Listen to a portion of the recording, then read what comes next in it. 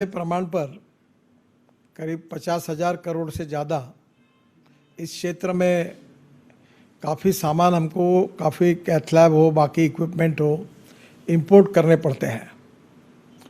और वर्ल्ड में जहाँ जहाँ से होते हैं वहाँ मैंने देखा है अमेरिका में, स्वीडन में बड़े प्रमाण पर इंडियन साइंटिस्ट भी वहाँ काम करते हैं, इंजीनियर्स भी काम करते हैं। जहाँ तक इसमें जो विशेष रूप से कंप्यूटर टेक्नोलॉजी का उपयोग होता है उसमें डिजिटल टेक्नोलॉजी, कंप्यूटर टेक्नोलॉजी, इसमें हमारे लोग ऑलरेडी वर्ल्ड को लीड कर रहे हैं। पर इसकी जो रिसर्च और इनोवेशन एंड रिसर्च के लिए जो एक इसके बारे में इंस्टीट्यूट होनी चाहिए वो हमारे देश में कमी है। और इसके कारण जो फैसिलिटी जहाँ अवेलेबल है यूएसए में ज़्यादातर है, तो नेचुरली वहाँ रिसर्च होता है, इन्वेंशन होता है और स्वाभाविक रूप से वहाँ की मशीनरी जब इंपोर्ट होती है तो उसकी कॉस्ट भी ज़्यादा होती है। हमारे यहाँ दो पोटेंशियल है कि अगर हिंदुस्तान में हम इस प्रकार की चीज़ों को मैन्युफैक्चरिंग करेंगे तो हमारी कॉस्टिंग कम है, तो हमारी एक्सपोर्ट की संभावना ज़्यादा है। और इसलिए हमारे एमएसएमई मंत्रालय की ओर से एक विशाखापट्टनम में एक मेडिकल डिवाइस पार्क खोला गया है और वहाँ एक ही जगह लेबॉर्ट्री भी है। और अभी कोविड के समय में मैंने वहाँ से करीब 500 वेंटिलेटर खरीदी करके यहाँ से हमने अनेक डॉक्टरों को डोनेट किए क्योंकि हमारे यहाँ वेंटिलेटर की बहुत कमी थी। हमारा वेंटिलेटर इम्पोर्टेड जो है 10 से 12 लाख रुपए का है, इंडियन मार्केट में 5 से 7 लाख रुपए में है। और हमारे लोगों ने जो हमारे मेडिकल डिवाइस पार्क में तैयार किया है वो 1.5 लाख रुपए तक अवेलेबल है। इसी प्रकार से काफ़ी इक्विपमेंट ऐसे हैं, स्टेन से लेकर अगर आपको पैरों के लिए भी, हाथ के लिए भी रिप्लेसमेंट करने वाले जो लेटेस्ट टेक्नोलॉजी के जो डिवाइसेस हैं उसका इम्पोर्टेड कॉस्ट बहुत ज़्यादा है। अब हिंदुस्तान में इसको पोटेंशियल भी है पर स्वाभाविक रूप से इसकी क्वालिटी और उस स्टैंडर्ड के मटेरियल हिंदुस्तान में नहीं बन पाते हैं और जबकि इसकी रिक्वायरमेंट बहुत ज़्यादा है। आपने कहा है कि हमारे करीब 718 डिस्ट्रिक्ट में से अनेक डिस्ट्रिक्ट में अभी तक कैथ लैब नहीं है। मुझे याद है मैं 90s के समय में महाराष्ट्र में जब मैं विधानमंडल में एमएलए था तो मुंबई में मैजेस्टिक हॉस्टल में रहता था, एमएलए हॉस्टल रीगल टॉकीज के सामने। तो मेरे को लोग कहते थे कि तुम्हारी रूम में मेडिकल वार्ड है, क्योंकि उस समय बाईपास सर्जरी अगर करनी है तो सबको मुंबई आना पड़ता था और मुंबई में सभी प्रकार की हार्ट की सर्जरी होती थी। बाद में धीरे धीरे नागपुर में भी अब 25-30 हॉस्पिटल खुल गए, तो नेचुरली हर शहर में बन गए तो आप कहीं जाने की ज़रूरत नहीं पड़ती। तो मैं ये मानता हूँ कि तालुका प्लेस पर जो डॉक्टर्स हैं उनके पास अगर मेडिकल इक्विपमेंट मिल जाएंगे तो वहाँ लोगों को सुविधा भी मिलेगी, कम पैसे में मिलेगी और कॉस्टिंग भी कम होगा और इसमें मेडिकल डिवाइसेस में काम करने वाले लोगों को एक काफ़ी बड़ा एम्प्लॉयमेंट भी मिल सकता है। पर इसमें 2-3 बातें इम्पॉर्टेंट हैं। एक, आपने जो रिसर्च किया है वो प्रोडक्ट इंटरनेशनल बेंचमार्क तक पहुंचने वाला चाहिए। उसकी क्वालिटी और इनोवेशन और रिसर्च जो है वो कहीं भी वर्ल्ड में जो कुछ स्टैंडर्ड्स हैं उससे कम नहीं होना चाहिए। दूसरी इम्पॉर्टेंट चीज़ है वो अफोर्डेबल होना चाहिए, क्योंकि आप अमेरिकन और बाकी बाहर की कीमत के साथ अगर उसका कंपैरिजन करोगे तो उसकी प्रोडक्शन कॉस्ट इतनी है भी नहीं है।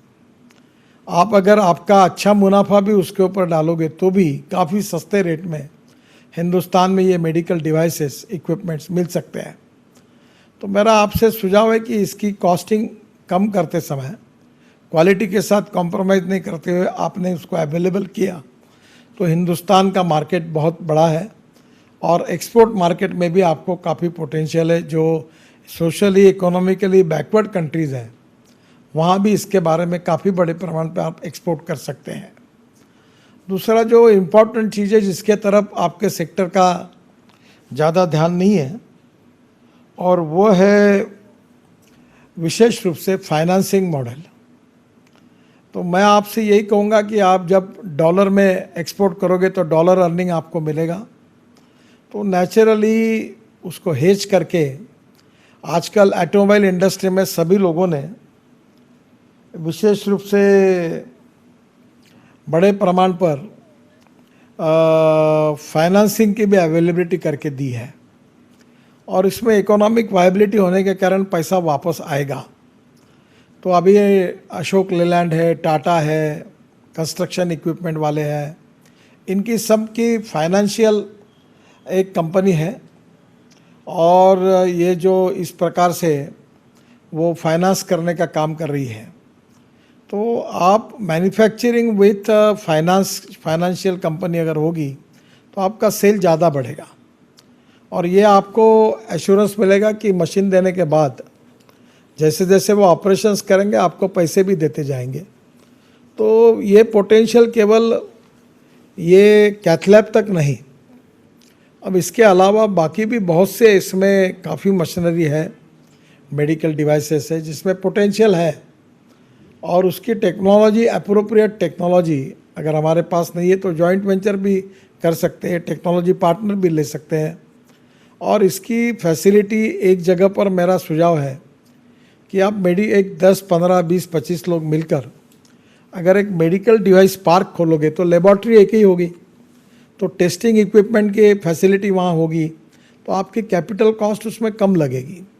तो मुझे लगता है इसका जो industrial clusters for medical devices, इसके बारे में अगर इनिशिएटिव गवर्नमेंट ने लिया है और आप 25-30 इंडस्ट्री अगर साथ आती है और इस प्रकार की डेवलपमेंट करती है तो अच्छा होगा। अभी हम नेशनल हाईवे के बाजू में लॉजिस्टिक पार्क खोल रहे हैं, तो हम इंडस्ट्रियल क्लस्टर्स के लिए के साथ भी पार्टनरशिप करने के लिए तैयार हैं, वो भी पॉलिसी बना रहे हैं। तो मुझे लगता है कि आपको वहाँ से एक्सपोर्ट करना भी आसान होगा, और ऐसी एक ही प्रकार की 40-50 इंडस्ट्री एक जगह आएगी तो स्किल ट्रेनिंग, मैन पावर भी वहाँ मिलेगी, और निश्चित रूप से वहाँ रिसर्च और ट्रेनिंग सेंटर भी होगा। तो नेचुरली कॉस्ट कम होगी, लेबॉर्ट्री होगी, टेस्टिंग लेबॉर्ट्री, तो आपकी कॉस्ट कम होगी, क्योंकि 15-20 लोगों ने मिलकर ये फैसिलिटी अगर की तो इसका फ़ायदा होगा।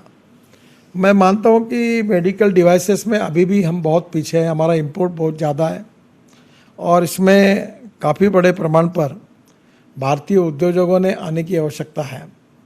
आज आपने कैथ लैब में 101 कैथ लैब ऑलरेडी आपने सप्लाई की है, और आपकी कॉस्ट बाकी इंटरनेशनल प्राइस की तुलना में कम है, तो एक्सपोर्ट पोटेंशियल भी है, और यहाँ के लोग भी निश्चित रूप से इसको ले सकते हैं। एमएसएमई में बीच में इंडस्ट्रियल क्लस्टर की स्कीम हमने तैयार की थी, तो मुझे लगता है कि अभी हमारे काफ़ी टेक्नोलॉजी सेंटर्स भी हैं देश में, कम से कम 25 सेंटर्स हैं जहाँ प्रोडक्ट डिज़ाइनिंग हो सकता है, प्रोडक्ट मैन्युफैक्चरिंग हो सकता है। उनको अगर आप कुछ काम करने के लिए देंगे तो वो भी आपको कम पैसे में मदद कर सकते हैं। दूसरी इम्पॉर्टेंट चीज़ है कि अभी डिफेंस की 9 ऑर्डिनेंस फैक्ट्री को सरकार ने कारपोरेट स्वरूप उसका दिया है, तो अब वहाँ बड़ी बड़ी जर्मनी से आई हुई मशीन्स वहाँ अवेलेबल है, तो उन मशीन का उपयोग करके आपके लिए जो अलग अलग प्रकार के पार्ट्स तैयार करने होंगे उसमें वो भी आप जॉब वर्क कर सकते हैं। तो एक ही व्यक्ति ने सब मशीन खरीदी करके कैपिटल कॉस्ट में इन्वेस्टमेंट करने के बजाय हमारे देश में जहाँ जहाँ कैपेसिटी है उस कैपेसिटी का उपयोग करके अगर आप कुछ कंपोनेंट्स तैयार करेंगे तो आपकी कैपिटल कॉस्ट केवल बचेगी नहीं, तो आपकी कॉस्ट भी कम होगी। और इसलिए इसमें इस प्रकार के लोगों को आप मिलकर ग्रुप तैयार करना, अलग अलग पार्ट तैयार करने वाले वेंडर्स तैयार करना, और एक जगह उन्होंने इसका इंडस्ट्रियल क्लस्टर तैयार करना कभी भी फ़ायदे का होगा। प्रोडक्ट डिज़ाइनिंग ये बहुत इम्पॉर्टेंट है, हमारे देश में डिज़ाइनिंग की काफ़ी संस्थाएं भी हैं। मेडिकल इक्विपमेंट में, डिवाइसेस में हमारे यहाँ भी मेरे जानकारी में नहीं है ऐसी कोई संस्था कि जो केवल यही काम कर रही है, पर आने वाले समय में इसमें पोटेंशियल देखते हुए आपका ग्रुप बढ़ा करके एक ही जगह पर आप सब प्रकार की फैसिलिटी क्रिएट करेंगे तो बहुत बड़ा फ़ायदा होगा। हमारे देश का 50,000 करोड़ का इंपोर्ट है, वो भी बचेगा, तो आज हम इंपोर्ट करने के बजाय एक्सपोर्ट करने वाला देश बनेंगे, और यही आत्मनिर्भर भारत की संकल्पना है। और मुझे लगता है कि आपकी ये इक्विपमेंट को फाइनेंस करने वाला एक आधी आप नॉन बैंकिंग फाइनेंस कंपनी भी आप खोलो, और आपका प्रॉफिट उसमें लाकर वो इंटरेस्ट कॉस्ट में बाकी का डिपॉजिट लेकर आप डॉक्टर लोगों को जगह जगह पर ये मेडिकल इक्विपमेंट अगर आप फाइनेंस करेंगे तो डॉक्टर अपनी प्रैक्टिस करके आपको निश्चित रूप से वो भी मंथली लेवल पर वापस करेगा विथ इंटरेस्ट। तो इससे क्या होगा कि आपकी प्रोडक्टिविटी 2 गुना 3 गुना बढ़ेगी, और एक्सपोर्ट का भी पोटेंशियल काफ़ी बड़ा है। एक ही मेरा अनुरोध है कि क्वालिटी के साथ कॉम्प्रोमाइज़ मत करिए। इसका कारण आपने क्वालिटी डिटोरेट की और अपना नाम खराब हो जाएगा तो लोग इंडिया से ये खरीदना बंद कर देंगे।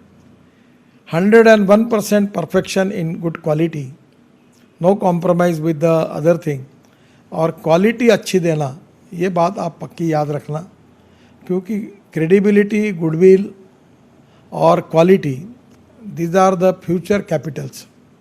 तो ये बातें बिजनेस में बहुत आवश्यक है।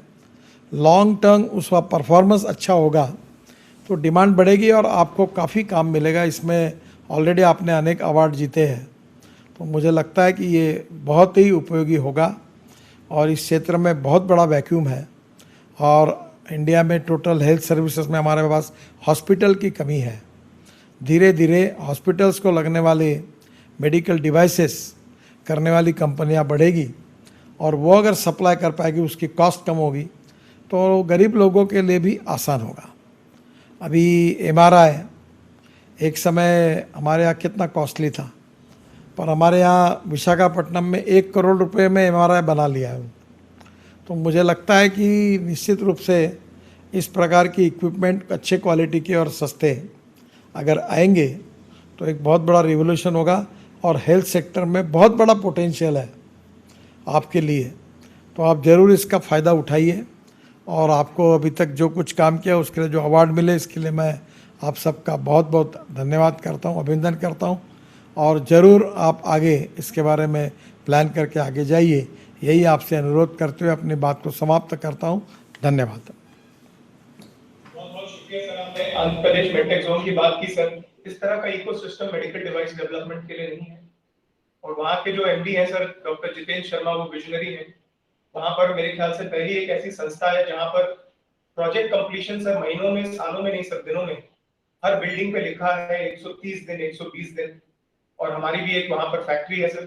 तो आंध्र प्रदेश मेडटेक जोन में हर तरह का इक्विपमेंट, खासतौर मेडिकल इलेक्ट्रॉनिक्स के लिए बहुत बहुत बड़ा इंफ्रास्ट्रक्चर डेवलप है सर, और हम उसका फायदा उठाएंगे।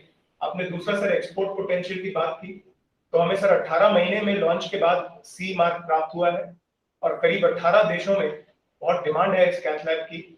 लेकिन हम चाहते हैं कि पहले हम हिंदुस्तान की जो डिमांड है, हमारी प्रोडक्शन कैपेसिटी, उसको इतना बढ़ाएं कि पहले देश की डिमांड को पूरा करें और उसके बाद बाहर जाएं। और तीसरा सर हमारा एक प्रयास है कि मेक इन इंडिया ही नहीं sir, made in India brand को भी सशक्त करें सर। जब बाहर की दुनिया हमारे प्रोडक्ट्स को देखती है तो उनकी फंक्शनैलिटी बहुत अच्छी होती है सर, लेकिन उनका लुक एंड फील, उनका यूजर इंटरफेस, उनका experience is not global sir. हमारा ये प्रयास है सर कि हम उसको चेंज करें, और आप जैसे नेताओं को सर, आप जैसे मार्गदर्शक लोगों को सर हम गौरवान्वित होने का मौका दें। बहुत बहुत धन्यवाद सर, एक आपका छोटा सा वोट ऑफ थैंक्स। आज आपके यहाँ आने की खुशी को शब्दों में समेट पाना बहुत मुश्किल है सर, लेकिन फिर